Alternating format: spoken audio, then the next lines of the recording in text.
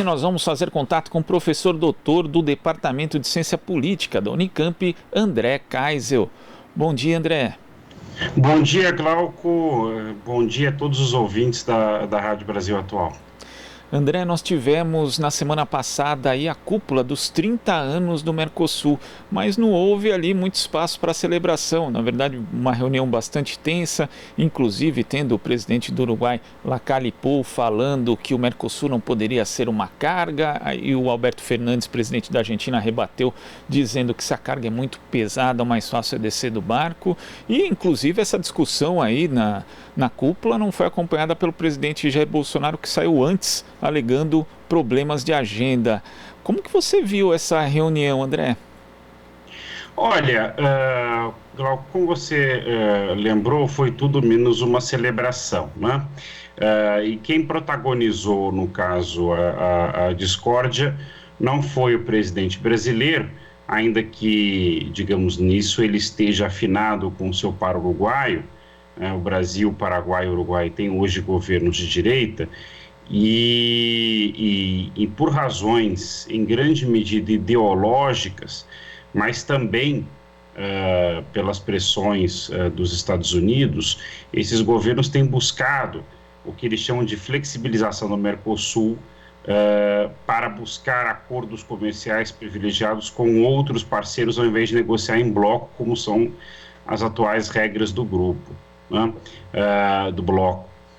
Mas, claro, nem Bolsonaro, nem Mário Abdo Benítez, até pela situação interna que ambos vivem, estavam exatamente em condições de bancar o conflito com a Argentina, que é que está ocupando a presidência rotativa do bloco. Aliás, não é por acaso que isso surge no momento em que a Argentina, né, que é, no caso, a voz distoante, né, um governo mais progressista de Alberto Fernandes, esteja nessa posição.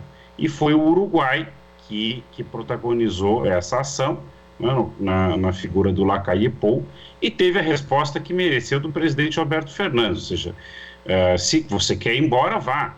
Né? O que é curioso, né? Porque o que o Uruguai, um país de 3,7 milhões de habitantes, vai conseguir em termos de grandes acordos comerciais vantajosos fora do Mercosul? Eu gostaria de saber. O Brasil, com seus 200 milhões de habitantes e uma economia muito grande, muito maior que a da própria Argentina, eu até consigo imaginar, embora creio que todos saem perdendo, né, com o enfraquecimento do bloco, todos, né, porque nesses últimos 30 anos, em graus diferentes, todos ganharam com ele, né?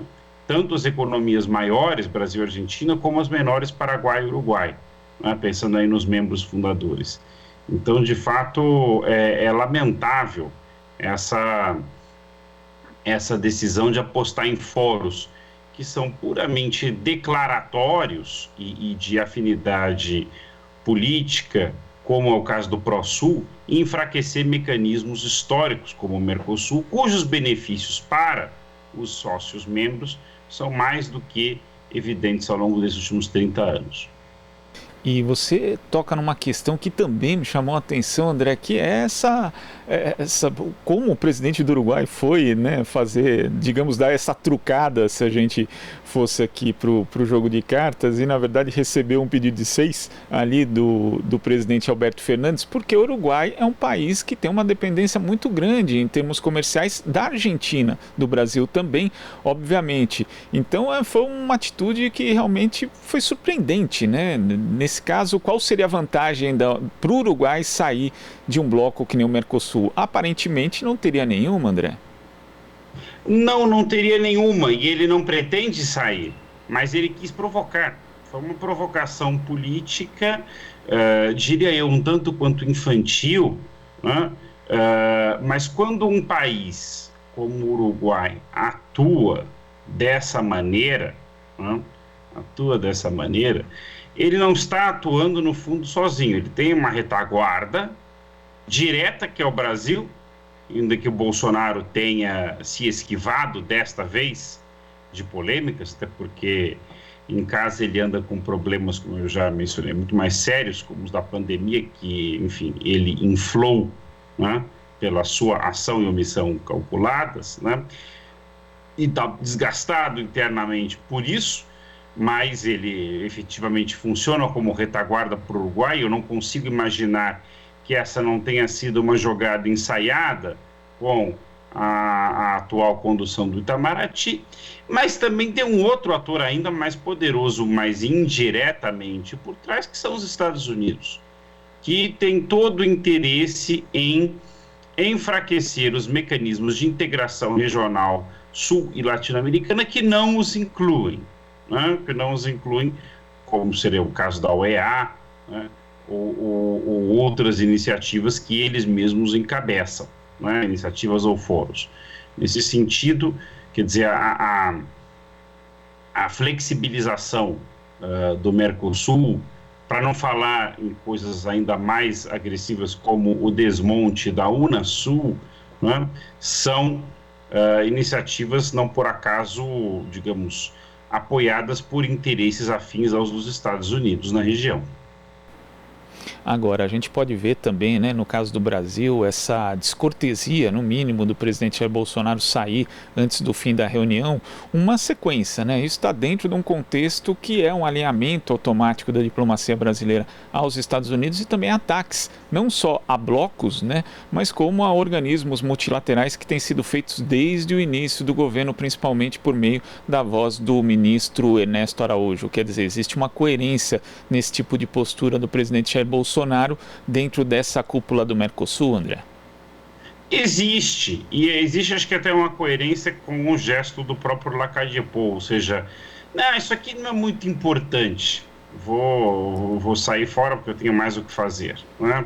Quer dizer, é um pouco isso que o Bolsonaro estava dizendo com o seu gesto, né?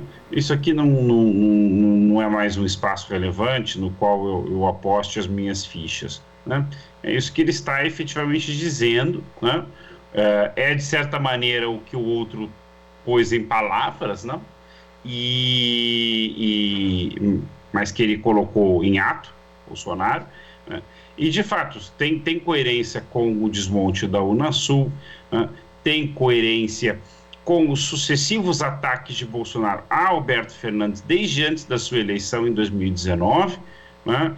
Volta e meia dizendo que a Argentina rumava ao colapso, rumava ao socialismo, ia virar uma nova Venezuela, que ele não queria lidar com o fluxo de refugiados argentinos que haveria na fronteira, que as grandes empresas estariam todas fechando suas portas na Argentina e vindo para o Brasil. Aliás, o que aconteceu no início do ano foi o contrário, né? Uma multinacional, a Ford, fechou suas operações no Brasil e manteve, ainda que reduzindo, mas manteve o seu plano de investimentos na Argentina. Então, aconteceu exatamente o contrário, que mostra quão ideológico é esse discurso no mau sentido, né? Que eu acho que toda a perspectiva sobre relações internacionais tem uma carga ideológica na medida em que se baseia numa visão de mundo, num conjunto de práticas políticas vinculadas a determinados interesses, inclusive internos aos países. É muito curioso que a direita acuse, em geral, o discurso de integração latino-americana promovida por atores ou governos progressistas, centro-esquerda ou esquerda, de serem ideológicos, né, e que ela supostamente buscaria uma política mais pragmática, baseada sobretudo em interesses comerciais, mas não é isso que nós temos visto, em particular porque o governo Bolsonaro abandonou essa ênfase comercial, digamos, de uma diplomacia mais liberal, como poderíamos identificar nos governos tucanos ou o governo interino de Michel Temer, e adotou uma política, digamos, de afinidade realmente puramente ideológica, com base em valores da cristandade ocidental, judaico-cristãs, etc., cujo resultado para o país é simplesmente desastroso, haja vista a nossa incapacidade de comprar vacinas nessa pandemia. E quando a gente fala de integração, existem integrações e integrações, né, André? Porque se a gente for um pouco para trás, lembrar, por exemplo, da proposição da ALCA, que esta sim interessava aos Estados Unidos e acabou sendo barrada justamente pela ação de presidentes como então o presidente Lula no Brasil, também Hugo Chávez comandou ali uma reação importante contra isso à época. Quer dizer, na verdade existem formas de integração que são de submissão. E o Mercosul, na prática, ele é o inverso disso, né? Pelo menos a ideia dele não era essa, era uma integração de fato, inclusive uma integração que fosse além do que simplesmente do ponto de vista econômico, mas parece que ela acaba ferindo alguns interesses comerciais, André. Sem dúvida, eu diria o seguinte, a ideia do Mercosul foi mudando ao longo do tempo, com as mudanças das conjunturas internas e também internacionais nesses 30 anos. Quer dizer, o embrião do Mercosul está na redemocratização do Brasil e da Argentina, né, na suspensão das hostilidades geopolíticas e militares que ainda havia entre os dois países, o protocolo do Iguaçu entre Sarney e Afonso, né? E ele se sacramenta ali em 1991, depois que o Paraguai termina o regime Stroessner, e você tem uma convergência dos 4 países em torno da democracia liberal, mas também num momento em que, tanto na região como no mundo, as ideias de livre mercado, desregulamentação, o chamado neoliberalismo, viviam seu apogeu com o fim do antigo bloco socialista em torno da União Soviética, que também colapsou há 30 anos atrás, e digamos, esse clima de época neoliberal também informou a primeira fase, digamos, do Mercosul, que era visto, sobretudo, como um acordo de livre comércio, nos marcos do chamado regionalismo aberto, qual seja, né, a de que nós nos inseriríamos nesse mundo globalizado, mas priorizando relações com os vizinhos de modo digamos, nos fortalecermos minimamente. Na fase que se inicia em 2003, com a chegada ao poder de Lula no Brasil e Néstor Kirchner na Argentina, né, e que vai se aprofundando com outros governos progressistas na região, como é o caso dos governos da Frente Ampla no Uruguai, você tem uma guinada no sentido de aprofundar a integração, não só uma integração comercial, mas uma integração produtiva e também política e cultural. O Mercosul social, alguns espaços participativos no bloco, né, o aumento da interlocução com atores sociais para além do empresariado, como o movimento sindical, que de alguma maneira já havia desde o acordo automotivo na década de 90, mas que foram ampliados, e várias outras iniciativas, o FOSEM, né, o Fundo de Infraestrutura. Infelizmente, esses mecanismos foram enfraquecidos, de certa maneira, já no governo Dilma, tanto pelas dificuldades internacionais como internas, já havia uma perda de ênfase na importância do Mercosul, e o que se aprofundou, evidentemente, no governo Temer, após o golpe de 2016, aí já muito afinado com o governo Maurício Macri, justamente usando essa palavra de ordem da flexibilização, né? Por um lado, digamos, uma ênfase ideológica maior, sobretudo no modo de enfrentar a crise venezuelana, por meio de mecanismos como o Grupo de Lima, por outro, essa ideia da flexibilização, né? E para buscar outras alternativas, o que governos como o de Lacaipo, que vão na linha dos dois anteriores, né, têm procurado aprofundar, o que no fundo é uma desarticulação do bloco, porque se os vizinhos deixam de ser prioridade, né, qual é o sentido de manter o Mercosul? No fundo é isso que eles estão colocando.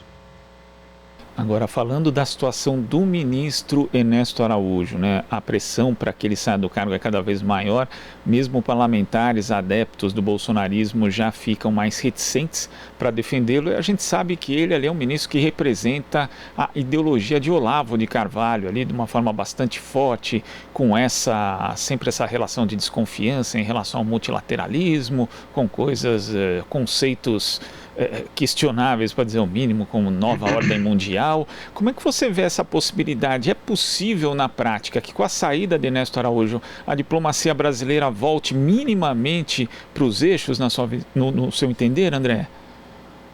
Olha, de fato, Glauco, a gestão Araújo é um ponto fora da curva na história do Itamaraty.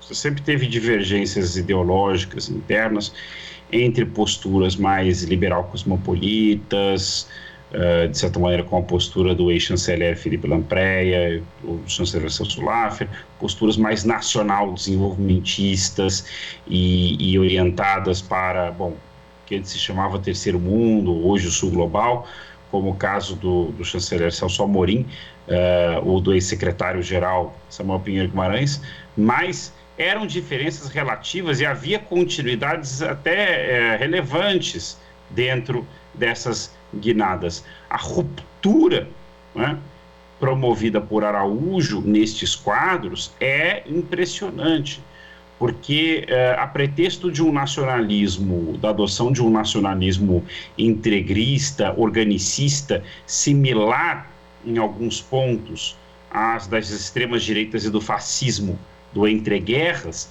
o que se viu foi a adoção de uma política de submissão, né, de submissão aos Estados Unidos de Trump, especificamente ao governo Trump, né, e da adoção de uma política de fronteiras ideológicas, né, que lembra o pior da Guerra Fria, mas inteiramente fora de contexto, baseada também numa articulação desse suposto nacionalismo integrista com o cristianismo fundamentalista, né, e uma versão de direita do sionismo. Um desastre, porque tornou o nosso país muito fragilizado, tornou um par internacional, né? Aliás, o ministro chegou a falar isso em termos até elogiosos, se é para sermos par, que sejamos, né? Mas as consequências estão aí, isso está matando a população brasileira em sentido muito literal. Quer dizer, o fato de que o Brasil, vejam só o grau de, eu, infelizmente não tem outra palavra, tosquice, né? Dessa política. O Brasil supunha que tinha uma aliança privilegiada com a Índia porque o primeiro-ministro Narendra Modi é um político de direita nacionalista. Pois bem, nos fóruns internacionais sobre a vacina, o Brasil é o único país sem uma grande indústria farmacêutica multinacional que adotou a posição dos Estados Unidos, da Inglaterra, da Suíça, de ser contrário à flexibilização de patentes, quando essa era a postura racional, pragmática do governo indiano. E é claro que a Índia se ofendeu com isso. E é claro que não nos priorizaram em janeiro, quando precisávamos de vacina, sendo que eles têm que vacinar 1 bilhão de pessoas. Aí o Bolsonaro entendeu o que significa o slogan India First, ou America First, ou o que quer que seja o país primeiro. Esse nacionalismo de direita tem essa consequência, né? Até porque os países, nesse caso, não têm amigos, né? Tem sócios, tem interesses. E nós nos prejudicamos. Ao mesmo tempo, nós brigamos com a China. Veja, Índia e China quase protagonizaram conflitos, escaramuças militares ano passado. Nós conseguimos brigar com ambos. A troco de quê? Nada. O que os Estados Unidos de Trump nos ajudou durante a pandemia? Nada.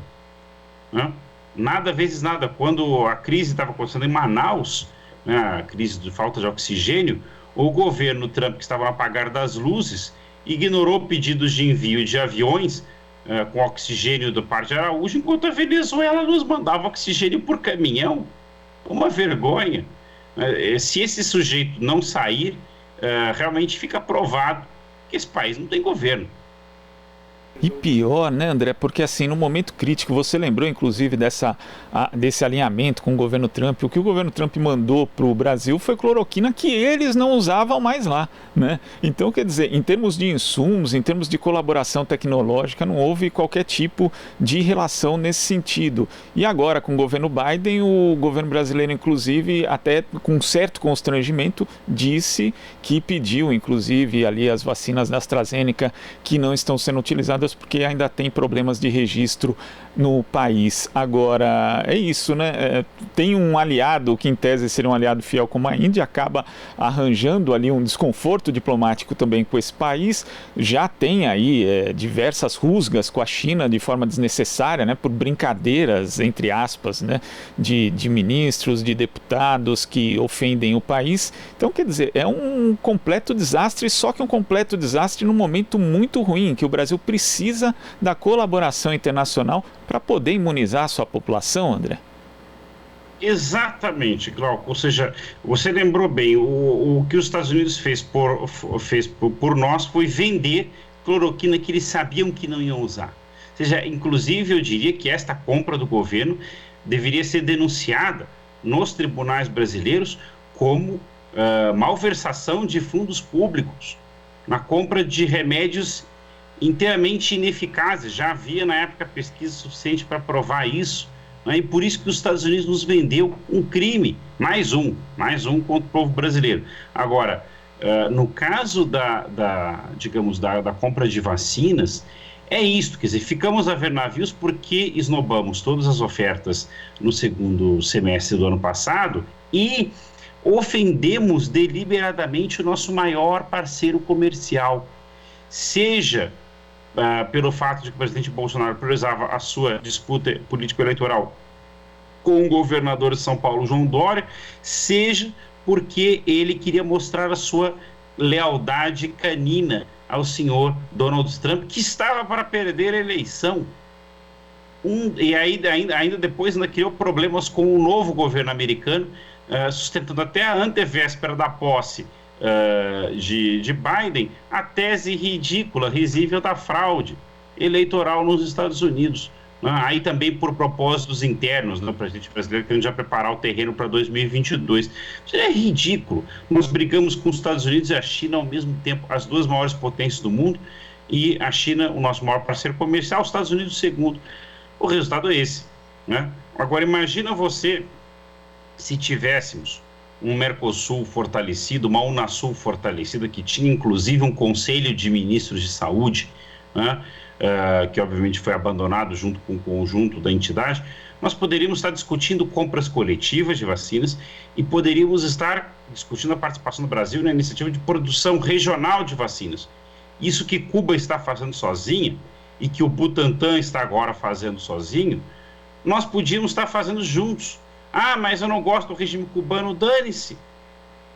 Relações internacionais não é sobre quem você gosta, é sobre quem pode construir com você iniciativas que beneficiem ambos os lados, né?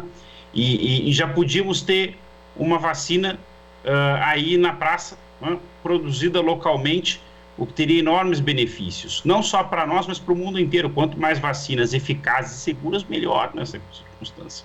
Mas não, a gente prefere destruir os mecanismos de integração regional e apostar em parceria, em alinhamentos que existem na cabeça de alguns tomadores de decisão, mas que não revertem em benefícios, revertem, na verdade, em prejuízos muito concretos ao Brasil, que hoje, infelizmente, se medem em vidas perdidas. Infelizmente, os problemas, né, que essa falta de articulação do Brasil estão acarretando para o país é algo realmente inacreditável. André, queria agradecer demais sua participação aqui no Jornal Brasil Atual. Até a próxima. Muito obrigado, Glauco, sempre à disposição. É um prazer estar aqui com vocês. Até a próxima. Prazer é nosso. Conversamos aqui com o professor doutor do Departamento de Ciência Política da Unicamp, André Kaisel. Aqui você ouve as notícias que os outros não dão. Jornal Brasil Atual.